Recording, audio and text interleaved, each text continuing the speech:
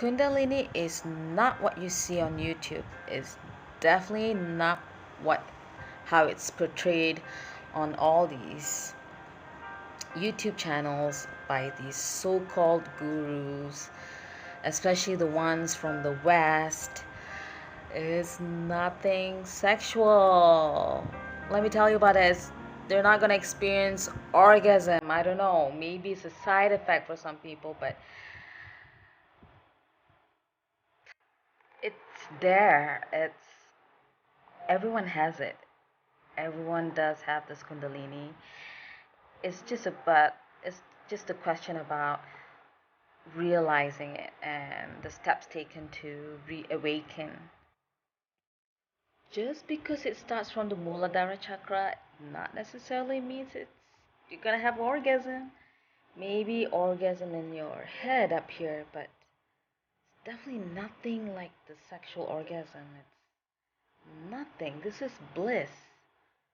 Bliss that continues once you get that, and then it just continues days on, and you can control it too, the intensity. So I want to share with you about my experience when it came to Kundalini awakening. And like I said, it's nothing what you saw on the YouTube. I just cannot stress enough. So how it all began for me, it's basically I'm not trying to boast or anything. It's just that it started really, really early for me. I was 5 or 6 years old, and I was kind of a recluse, aloof type of child, very sensitive, and I would just sit at a corner and just be quiet and meditate. Of course, I wouldn't know that it's meditation, but I just love sitting there and just closed my eyes and felt the energy around me, and I just simply enjoyed it. It was like an amusement park because I can feel this floor moving underneath me, and because I would be like lying down, and sometimes I would just sit, and sometimes I just press my forehead on the floor. It just felt the pressure there in between the eyes just felt good. Fast forward, I was 12 years old, and I had a spontaneous Kundalini rising. It went all the way to my crown chakra, and it just happened in a very peculiar way because I was visiting a relative who's having her appendix removed, and I was at the hospital, and there was a commotion outside the hospital, people shouting to each other. I think there was like a minor went into the ward, and supposed to go there unless you're 12 years old and above. And the screaming jolted me, and I felt giddy and dizzy. I wanted to go back home. I told my mom, let's go back home. I'm not feeling good. And the following day, it just became intense. This penetrating light, the glare, it was just awful. And my hearing was very sensitive. I can hear from afar. It just didn't feel so good. And the pressure on the head, you were like this, and basically I was high, and it went on for 2 years. I'm telling you, it just got, I think the first few months itself made my parents bring me over to the hospital, and they did a EEG scan, and they stuck a whole bunch of wires all over my head trying to figure out, and then they realized the pituitary gland was overactive. So they gave me medication to stop the chemical imbalance in my brain. That's what they said, and It took 2 years for it to subside. Energy, this feeling of high. 2 whole years. 2 whole years. Oh my goodness, it's crazy. And one thing I can tell you about this Kundalini is that once you get this energy within you, people become more compassionate and loving towards you. I was in a I was bullied a lot at school, and these couple boys, they were just targeted me. They would push me and they would kick me. But after the Kundalini awakening, they were loving. In fact, they became my bodyguard. And there was one time that I was not really feeling so well. I was feeling so high and stacking up books above on top of my head just to reduce that pressure. It was so much. And it happened so that my father was outside the school having a conversation with his colleague. They stopped right in front of the school, and these boys who bullied me, who now are who, who became my bodyguards, they noticed my dad was outside, and they came running over to me, telling me, your dad is outside. Do you want us to call him to pick you up? You should go home and relax and rest.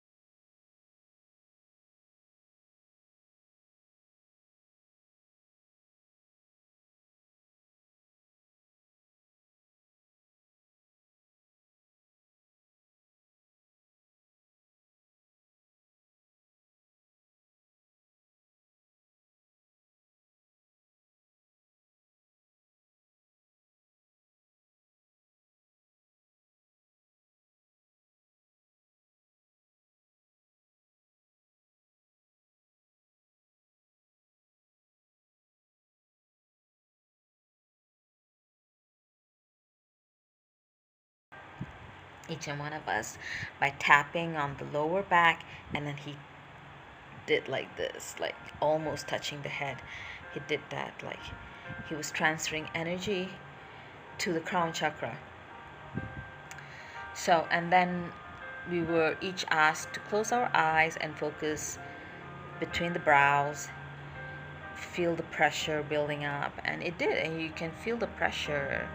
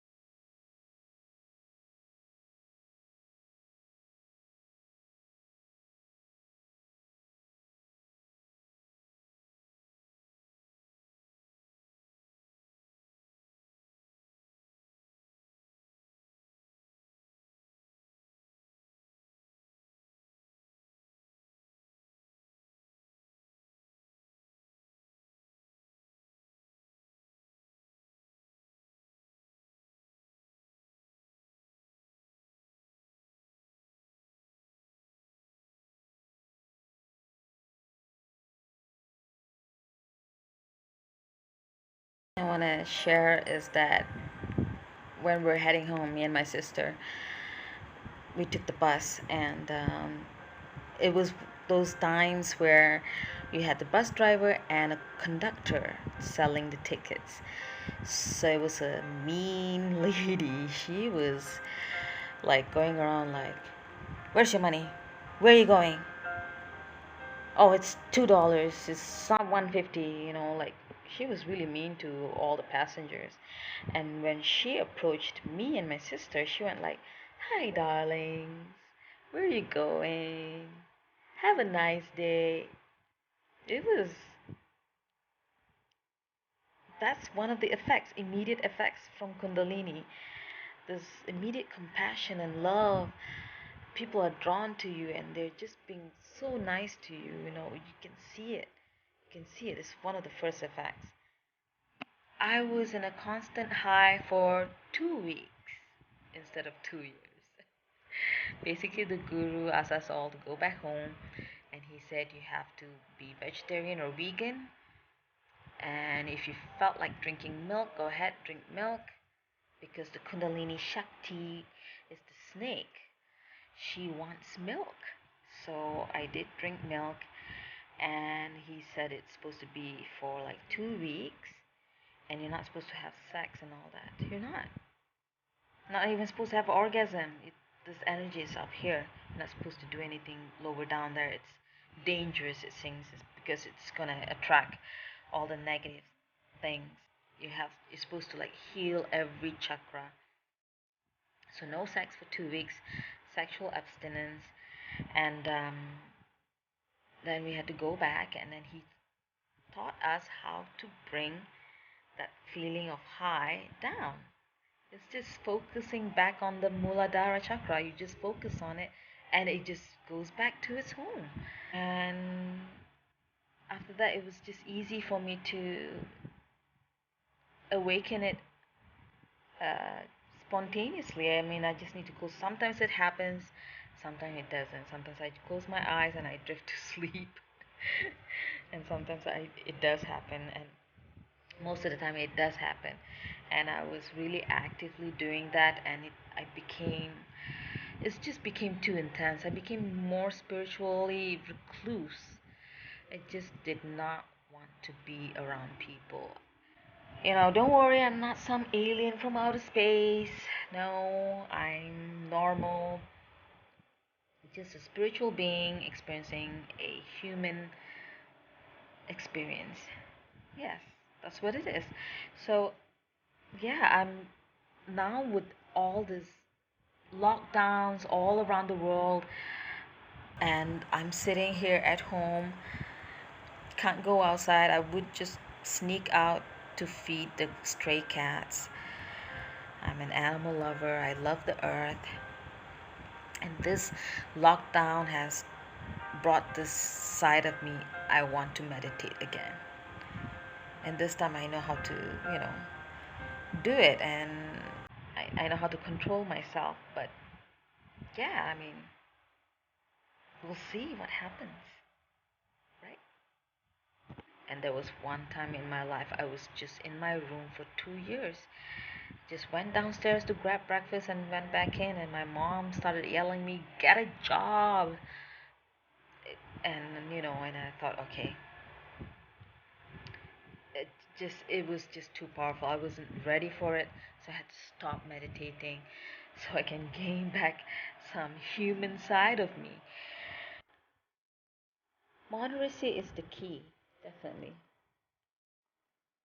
One thing about this Kundalini is so powerful. If you're if it's in your astrological chart that you're supposed to be like a sannyasin, a hermit, or a great yogi or something, but the time was not right. You end up being in the room for 2 years and not do anything. That's what happened to me after that Kundalini awakening.